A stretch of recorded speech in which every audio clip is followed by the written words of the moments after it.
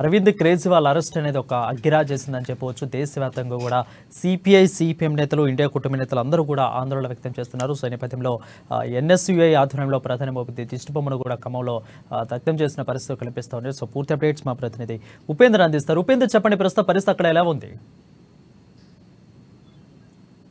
వరుణ్, ఖమ్మం జిల్లా వ్యాప్తంగా అరవింద్ అరెస్ట్ ను తీవ్రంగా ఖండిస్తూ ఇండియా కూటమిలో ఉన్నటువంటి భాగస్వామ్య స్థాయిలో మండిపడతా ఉన్నాయి.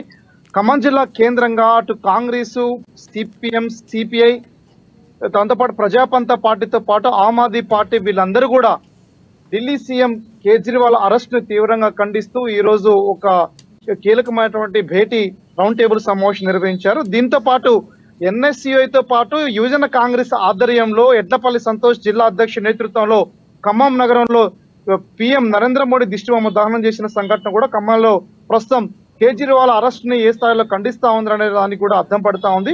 ప్రధానంగా ఖమ్మం జిల్లా వ్యాప్తంగా మొదటి నుంచి కూడా కాంగ్రెస్ బలమైనటువంటి కంచుకోటగా ఉన్న నేపథ్యంలో వామపక్ష పార్టీలు ప్రధానమైన ఇండియా కూటమిలో ఉన్నటువంటి సభ్యులు పార్టీలన్నీ కూడా ఇక్కడ నాయకత్వం వహిస్తున్న నేపథ్యంలో కనబడతా ఉంది. అయితే మద్యం పాలసీ కేసులో దాదాపు ఎవరైతే అరవింద్ కేజ్రీవాల్ అరెస్ట్ కాపాడారు, అరెస్ట్ కేవలం రాజకీయంగా అప్రజాస్వామ్యంగా కేవలం రాజకీయ కుట్రలో భాగంగా అని చెప్పేసి కూడా ఈ రోజు అన్ని ఇండియా కూటమికి సంబంధించినటువంటి నేతలందరూ కూడా ప్రధానంగా ఆరోపిస్తా ఉన్నారు.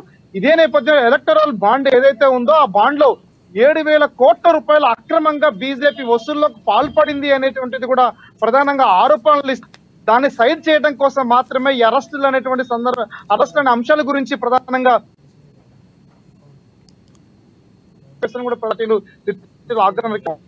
ఖమ్మం ప్రధానమైనటువంటి కేంద్రంగా జరిగినటువంటి డిమాండ్ ఈ రోజు కేజ్రీవాల్ లాంటి ఒక ముఖ్యమైనటువంటి నేత, అంటే చరిత్రపై భారతదేశ చరిత్రలో ఒక ముఖ్యమైన అరెస్ట్ చేయడం అనేటువంటిది కూడా ప్రధానంగా బీజేపీ హయాంలోనే చోటు చేసుకుంది. బీజేపీ అప్రజాస్వామ్యాన్ని వ్యవహరిస్తూ మత ఉన్మాద విష బీజాలను నాటుతూనే ప్రజాస్వామ్యాన్ని, రాజ్యాంగాన్ని పూర్తిగా నాశనం చేయడం కోసం మాత్రమే ఆ రకమైన కుట్ర చేస్తా ఉంది.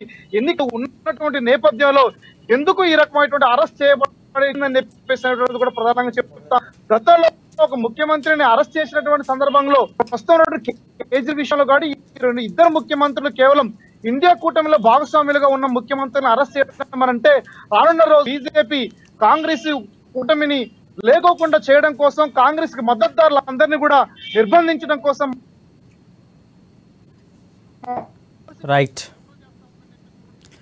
ఇక తెలుస్తోంది మనకి. అదేవిధంగా ఖమ్మంలో అరవింద్ కేజ్రీవాల్ గురించి కూడా మనకు తెలుస్తోంది. సో అఖిరాజ్ చేసింది దేశవ్యాప్తంగా కూడా అటు కవిత అరెస్టు, ఇటు పక్క అరవింద్ కేజ్రీవాల్ అరెస్టు కూడా దేశవ్యాప్తంగా హల్చల్ మొదలవుతోంది. ఇటు పక్క ఇండియా కూటమి నేతలు ఎవరెవరు ఒక్కొక్కరుగా ఇప్పుడిప్పుడే వాళ్ళు కార్యాచరణ రూపొందించుకొని వాళ్ళు ధర్నాలకు కూడా దిగుతున్నట్లు తెలుస్తోంది. ఇండియా కూటమి మొత్తం కూడా కేజ్రీవాల్కు కూడా వస్తున్నట్లు తెలుస్తోంది. సో ఇదే విధంగా ఖమ్మంలో సిపిఎం సిపిఐ నేతలందరూ కూడా ఆందోళనకు దిగుతున్నారు. మోదీ యొక్క దిష్టిబొమ్మను అయితే దగ్ధం చేసినట్లు తెలుస్తుంది.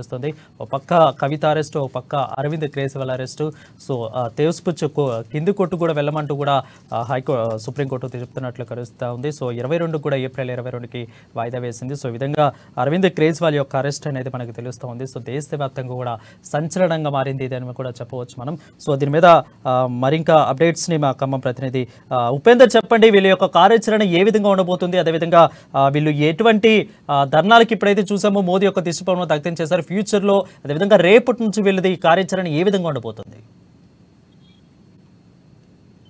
ఈశ్వరన్, అంటే ప్రధానంగా ఈ ప్రస్తుతం ఉన్నటువంటి ఈ అప్రజాస్వామ్య ధోరణికి వ్యతిరేకంగా ప్రజలందరినీ ఏకం చేస్తాం. రానున్నటువంటి రోజుల్లో బీజేపీ ఓటమి కోసం ప్రజలందరూ కూడా సిద్ధం కావాలని చెప్పేసి కూడా ఇప్పటికే ఇండియా కూటమి ఆ రకంగా పిలుపునిచ్చింది. అంటే భారతదేశ చరిత్రలో అరెస్ట్ కాబడినటువంటి ఒక ముఖ్యమంత్రిని ఏ కారణాల చేత అరెస్ట్ దానికి ఒక సిస్టమైనటువంటి నిర్ణయం లేదు.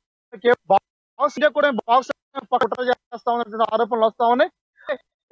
కక్షపూరితమైనటువంటి చర్యలు ఉన్నటువంటి కూడా అవినీతి అరెస్ట్ చేయట్లేదని చెప్పేసి కూడా ప్రధానంగా ఇండియా కూటమి ప్రశ్న సందర్భంగా దేశంలో ప్రజాస్వామ్యాన్ని ఈ రోజు పూర్తిగా భగ్నం చేసేటువంటి ఆలోచన బీజేపీని రానున్న రోజుల్లో ప్రజలు కంటంతో వ్యతిరేకించాలని పిలుపునిస్తూ రేపు దేశవ్యాప్తంగా కూడా వ్యతిరేక క్యాంపెయిన్ ప్రారంభిస్తాం, మొత్తం కూడా ముందుకు సాగుతామని చెప్పేసి కూడా ప్రధానంగా ఈ రోజు డిమాండ్ చేస్తున్న నేపథ్యం కనబడతా ఉంది.